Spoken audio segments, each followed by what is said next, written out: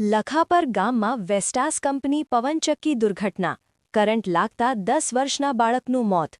FIR મુદ્દે police સામે સવાલો. બાળકનો જીવ ગયો, જવાબદારી કોણ લેશે? કંપની કે તંત્ર? સુરક્ષા વગરની પવનચક્કી કે મોતનો જાળ?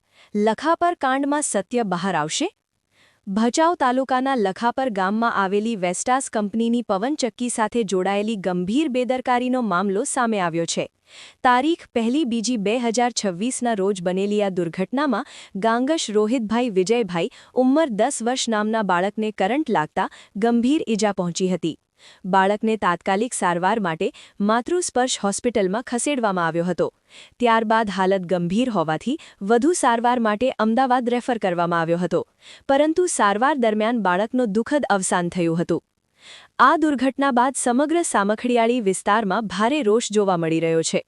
પરિવારજનો અને સ્થાનિક લોકોનો આક્ષેપ છે કે ગંભીર બનાવ હોવા છતાં એફઆઈઆર નોંધવામાં વિલંબ થયો હતો.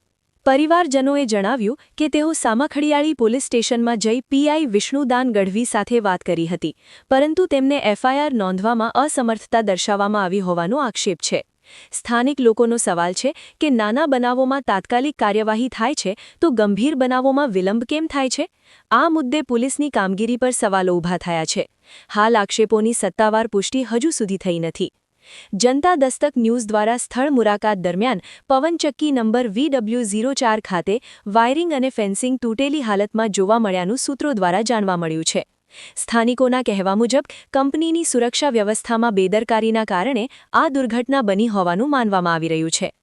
ગામજનોનો આક્ષેપ છે કે પવનચક્કી આસપાસ યોગ્ય સુરક્ષા ન હોવાથી ખાસ કરીને બાળકો માટે સતત જોખમ ઊભું થયું છે. સ્થાનિકોના જણાવ્યા મુજબ આ વિસ્તારમાં અગાઉ પણ સમાન ઘટના બની હોવાનો દાવો કરવામાં આવી રહ્યો છે. છતાં કંપની દ્વારા પૂરતી સુરક્ષા વ્યવસ્થા કરવામાં આવી નહોતી. હાલ હવે જોવાનું છે પૂર્વ કચ્છના એસપી સાગર બાગમાર સાહેબ દ્વારા આ ઘટનામાં એફઆઈઆર કરવામાં આવશે કે નહીં, પરિવારની નજર રહેશે. પરિવારજનોએ નિષ્પક્ષ તપાસ, જવાબદારી નક્કી કરવાની અને સંબંધિત કંપની તથા જવાબદાર અધિકારીઓ સામે કાયદેસર કાર્યવાહી કરવાની માંગ ઉઠાવી છે. આ ઘટનાને લઈને લખાપર ગામમાં ભારે તણાવ અને રોષનું માહોલ જોવા મળી રહ્યું છે. Report by Mahesh Rajgor.